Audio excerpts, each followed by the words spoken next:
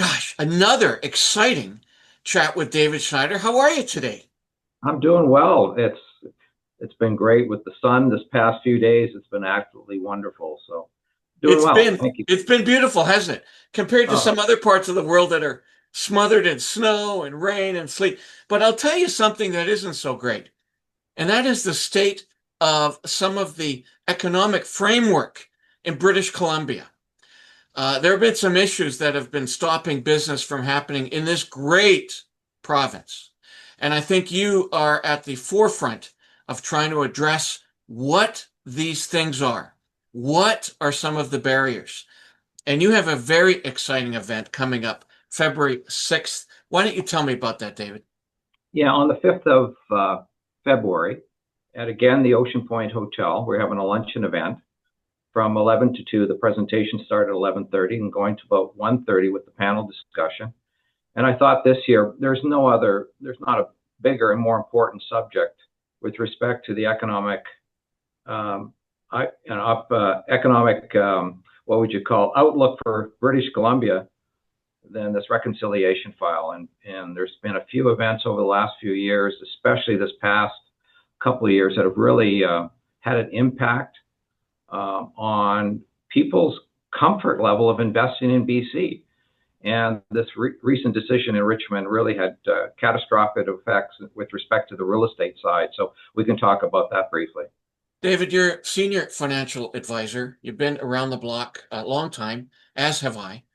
Yeah. And I totally respect your opinion and your network. What is going on out there? What are some of the anecdotes that are happening because of this decision or lack of decision? Well, as you know, 7, 8 years ago, the entire legislature in BC adopted UNDRIP, the United Nations policy dealing with reconciliation and policy. People didn't think much of it. It was going to have some effects, but there's been a few things. The Haida Gwaii decision, where both the province and Ottawa decided to do things very quietly without consultation with the private owners up in Haida Gwaii.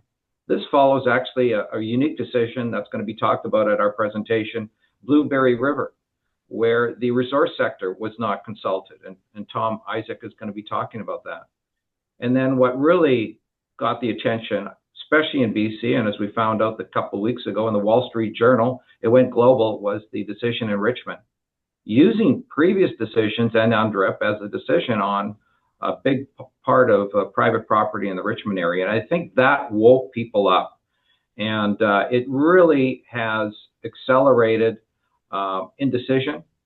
We had enough indecision in BC with a tough real estate market and a province that quite honestly isn't really accommodating to business. And this has just caused so much.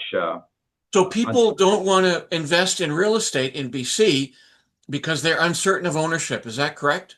Well, Is there that is the bottom issues line? with that, yeah.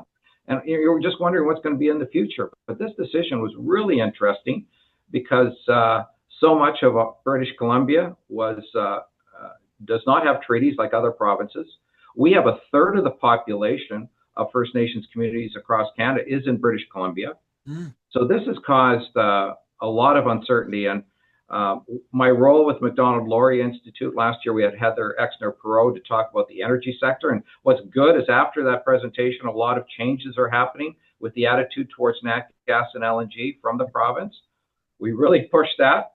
And I thought, okay, what do we do this year? And there was nothing more important than this file. So Karen Restoule, who's our Director of Indigenous Affairs for Macdonald-Laurier, and a senior fellow who is advising on all types of fronts. She's going to be our keynote speaker that day. And she has a really breath of fresh air. She is Indigenous. She deals with all kinds of areas.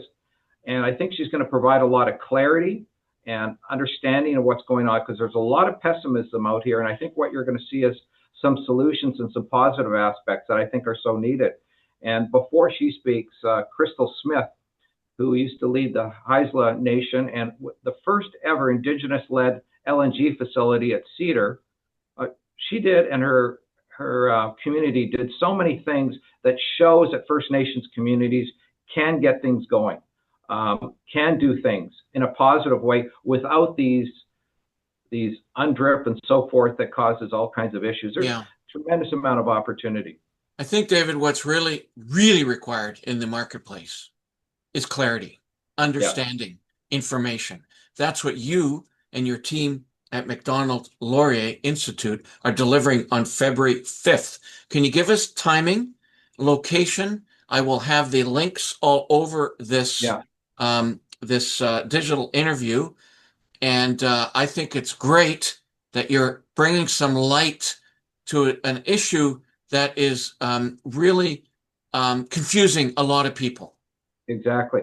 So it is on February 5th. We have the links both with our two groups that are collaborating on this, ResourceWorks, the Macdonald-Laurier Institute. Both on their websites have details. I think we're going to provide something as well. It is the presentation start at 11:30. I did get some corporate support, so the price level at $75 a ticket I think is reasonable for a really good dinner, and they really put on a good show at the Ocean Point. And I was really happy is Thomas Isaac of Cassels, he's on their nationwide Indigenous file for that big law firm. Well, because he's the one in BC, he has been nonstop doing presentations on podcasts, and he's going to be joining us live in the room to provide a presentation and to be part of the panel discussion. So we're really happy because he provides so much clarity, and with Karen with him and Crystal, I think it's going to be an outstanding and very, very important presentation that not only Victoria but BC needs to hear. Absolutely. Clarity, information, understanding, not enough on this mission critical issue for business. David, I'll be there. Let's promote this a little bit more before February 5th. Take care. Thanks, John. Really appreciate it.